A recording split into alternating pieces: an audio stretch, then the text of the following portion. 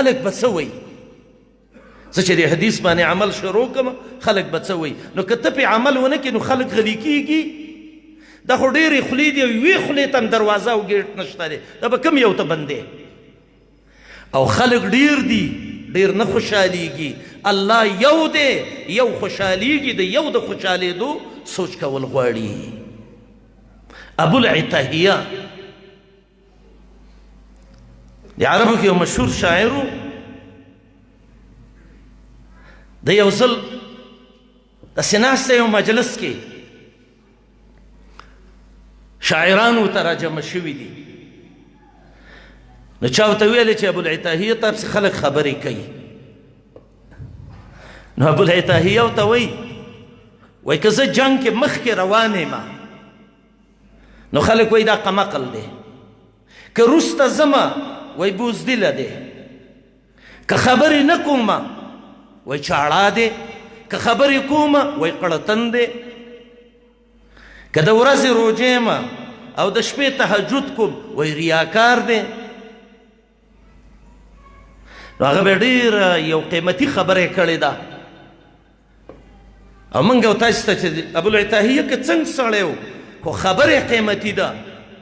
او موږ او تاسو له یو درس راکړی دی چې د چا خبرو پسې به نه کېږئ د الله خیال به ساتئ موږ به د چا خیال ساتو ورونو د الله د چا خیال به ساتو د رسول الله د چا خیال به ساتو د الله د کتاب او د محمد رسول الله د حدیثو ابوالعتاهیه وایي وما أحد من ألسن الناس سالما وما أحد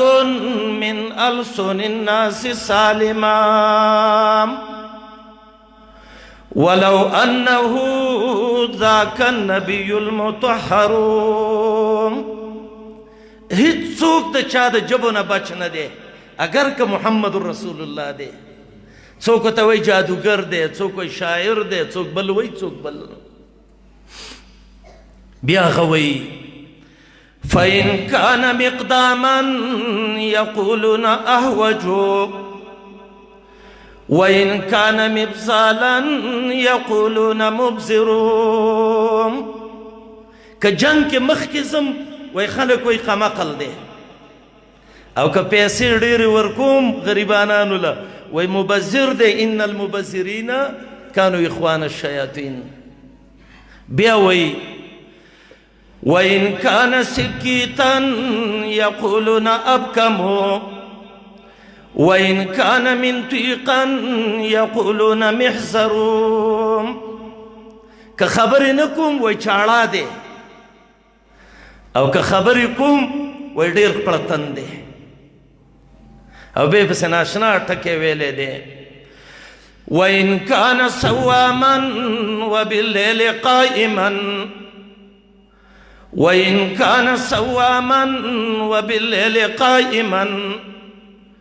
يقولون زوار يرائي ويمكر كطول ورځ روژه ونیسم او ټوله شپه په تهجد ولاړم نو خلک وایي زوارون یرائي ويمکرو مړه خلکو ته ځان ښیي د ریاکار بچی دی ښه آخر کې ما ورته نصیحت کوي فلا تقترس بالناس في المدح والثناء فلا تقترس بالناس في المدح والثناء ولا تخش غير الله والله أكبر د چا مدح و ثنا پسې مشه چې خلک وایي پلانې ښه سړی دی او پلانې خوشش سړی دی ولا تخش غیر الله والله اکبر